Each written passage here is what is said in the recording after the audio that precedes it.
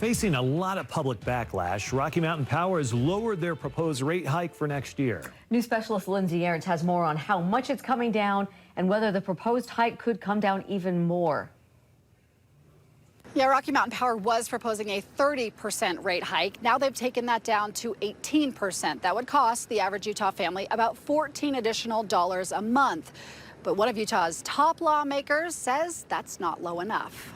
We understand that a rate increase is never welcome for anybody. Your power bill may be going up as soon as this February. And it's difficult when a rate increase from the utility company comes after so many inflationary-driven increases. But there is somewhat of a silver lining. Rocky Mountain Power initially proposing a 30% hike in rates, but after months of pushback is now lowering it to an 18% hike for residential users. So what once would have cost you an extra $24 a month will now be about $14. To mitigate the impact on customers.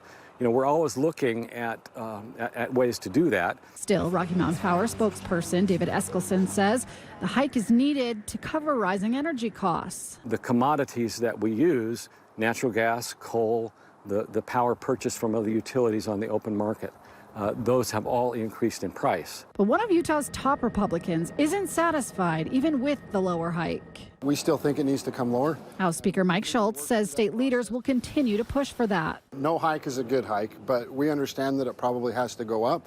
But we're working as hard as we can to keep it as low as possible. Schultz said they've asked the company to give them a proposal of what it could look like to break away from states like Washington, Oregon, and California, who also get their energy from Rocky Mountain Power's parent company, PacifiCorp, and who he believes are driving up costs. The policies that we've put in place so far have kept Utah the #1 lowest state in the nation for energy costs. And the speaker was adamant about making sure that happens. We will do whatever it takes to keep rates low for the citizens of Utah.